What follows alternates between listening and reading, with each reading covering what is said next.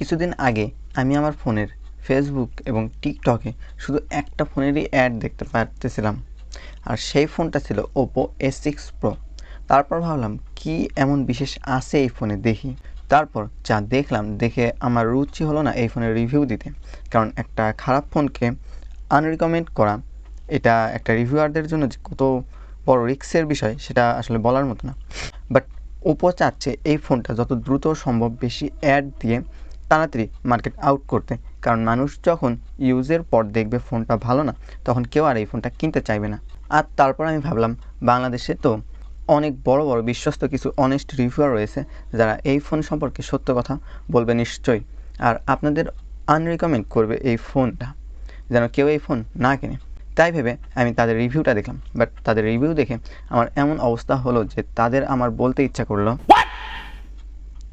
মানে ওপো তাদের কোন লেভেলে টাকা খাওয়ালে তারা এই ফোনকে আপনাদের জন্য রিকমেন্ড করতে পারে এটা ভাবাই আসলে কষ্টকর।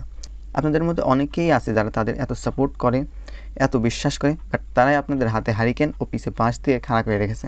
তো যাই হোক, অনেক সাইড টক হলো, এবার ফোনের বিস্তারিত আলোচনায় আসি, আর বড় বড় রিভিউয়ারদের বলা মিথ্যা কথাগুলো আমি ফাঁস করতেছি। ওপো A6 Pro এই ফোনটা 30 সেপ্টেম্বর 2025-এ লঞ্চ হয় এবং 8/256 GB এর বাংলাদেশ অফিসিয়াল বাজার মূল্য 35,000 টাকা। ভারতে 20 থেকে 25,000 রুপিতে আপনারা এটা পেয়ে যাবেন।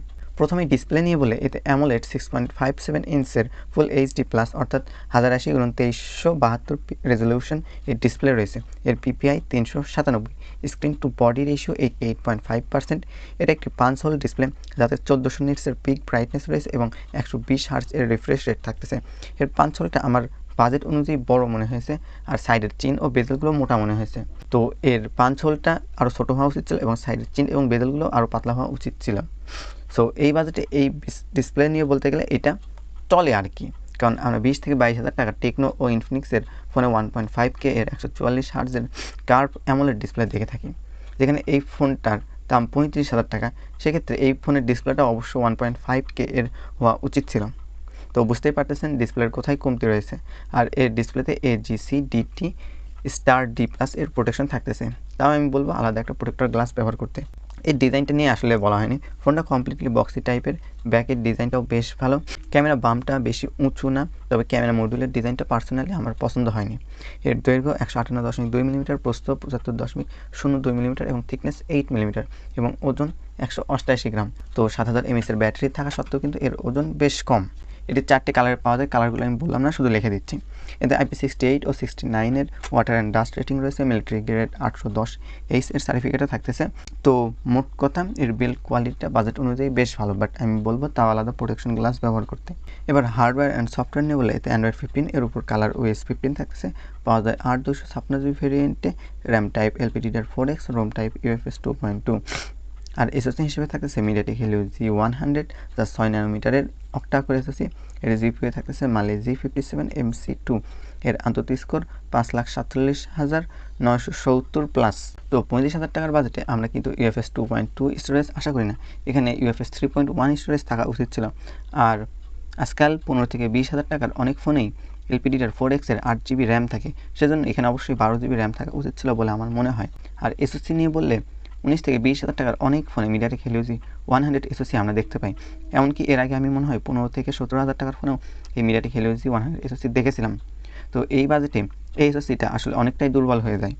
এই বাজেটে officially MediaTek Dimensity 7300 ultimate, MediaTek Dimensity 7400 SOC অনেক ফোনেই দেখা যায়, আর এই এসওসিগুলো কিন্তু যথেষ্ট ক্যাপেবল। বাট আমার এই কথা শুনে অনেকে কমেন্ট বক্সে কমেন্ট করতে পারে, ভাইয়া এই ফোনের পারফরমেন্স তো অনেক ভালো, আপনি যতটা বলতেছেন ততটাও আসলে খারাপ না, আমি নিজেই এই ফোন ব্যবহার করি। অনেকে রয়েছে যারা মানুষকে ভুলভাল বোঝানোর জন্য এসব কমেন্ট করে থাকে, আর এই ধরনের প্রশ্নের উত্তরে আমি বলবো MediaTek Helio G100 যে একেবারে ক্যাপেবল প্রসেসর না তা আমি বলতেছি না, বাট এই বাজেটে মানুষের যেটা পাওয়া উচিত, যেটা এই ফোনে থাকা উচিত ছিল, তা এখানে নেই।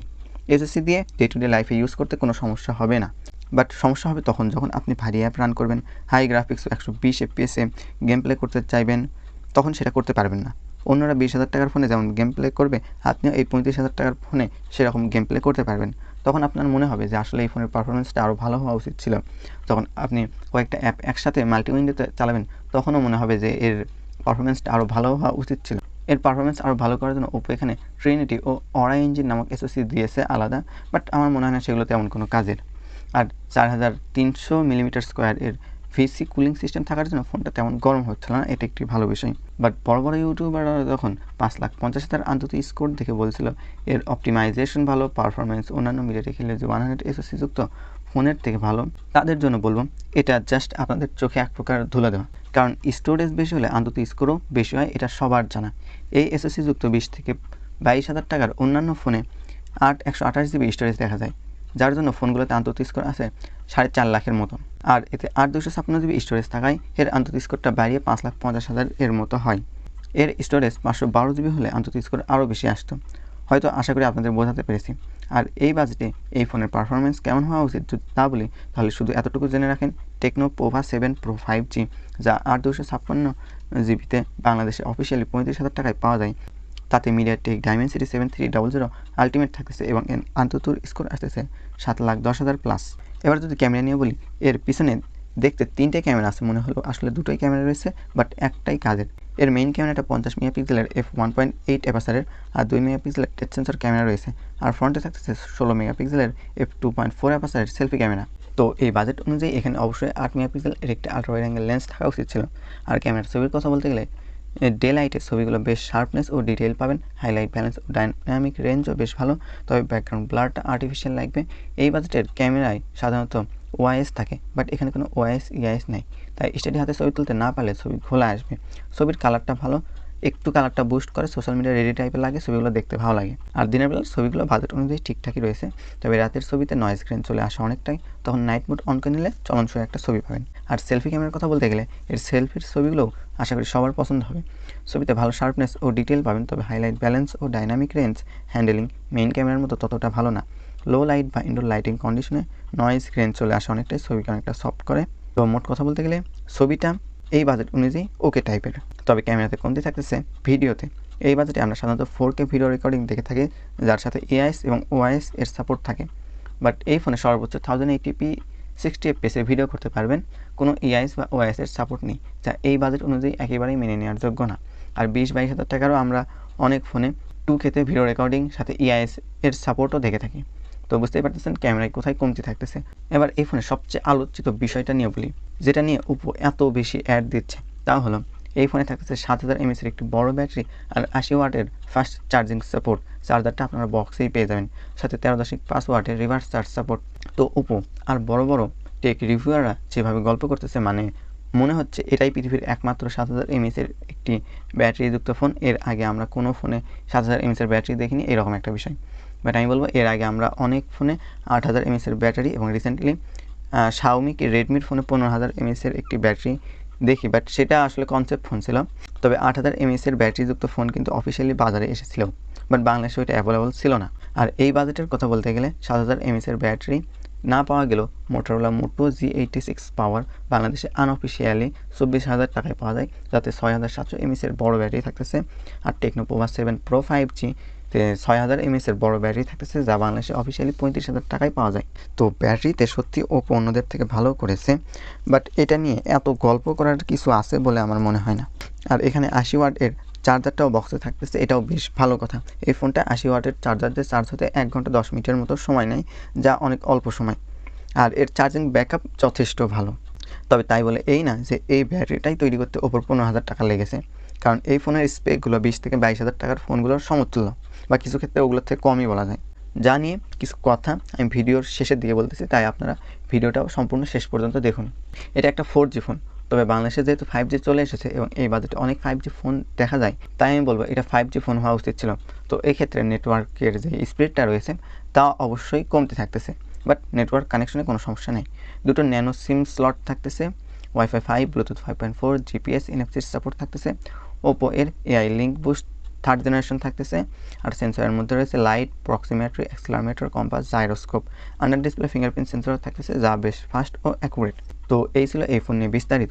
এখন যদি এর ভালো ও খারাপ নিয়ে আরেকবার ভালোভাবে বলি, এবং বড় বড় রিভিউয়াররা আপনাদের যে মিথ্যা কথাগুলো বলেছিলাম তা নিয়ে বলি, তাহলে বলবো এর পারফরমেন্স আরও ভালো করা উচিত ছিল, স্টোরেজটা আরও ভালো করা উচিত ছিল, ক্যামেরাতে অনেকটা কমতি থাকতেছে, ডিসপ্লেতে কিছুটা কমতি থাকতেছে, আর নেটওয়ার্ক স্পিডটা কমতি থাকতেছে, কারণ এটা 4G ফোন। 5G ফোনের স্পিডগুলো 4G ফোনের থেকে অনেক বেশি হয়ে থাকে। আর ভালো বিষয় বলতে গেলে এর জাস্ট দুটো বিষয় ভালো রয়েছে, এক বিল্ড কোয়ালিটি, 2 চার্জ ও ব্যাটারি। তবে তাই বলে এই না যে এর বিল্ড কোয়ালিটি এবং ব্যাটারির জন্য এই ফোনের দাম অনেক বেশি হয়ে যাওয়ার উচিত। এখন যদি বলেন এই ফোনটা আসলে কাদের জন্য, তাহলে আমি বলবো এই ফোনটা কাউকে রিকমেন্ড করার মতোও না।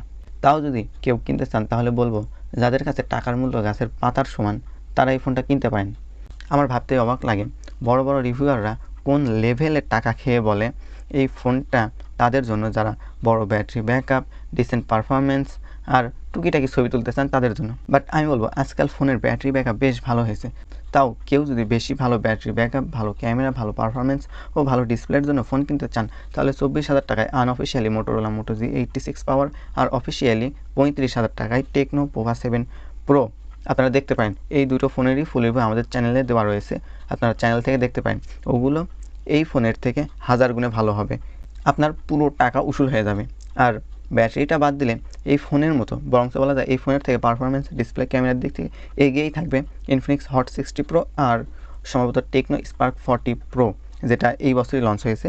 এগুলো বাংলাদেশে 20 থেকে 22,000 টাকায় পাওয়া যায়।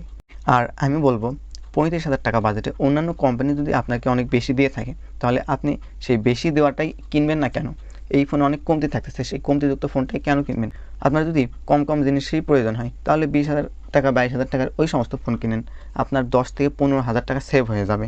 আমি বলবো হুদাই এই ফোন কিনে টাকাটা নষ্ট না করে টাকাটা ভালো কাজে ব্যবহার করুন। আজ এ পর্যন্তই। ভিডিওটি বেশি বেশি শেয়ার করবেন যেন অন্য কেউ এই ফোনের উল্টাপাল্টা রিভিউ দেখে এই ফোনটা না কিনে সবাই যেন সচেতন হয়। আর ভিডিওটি ভালো লাগলে লাইক করেন, কমেন্ট করেন,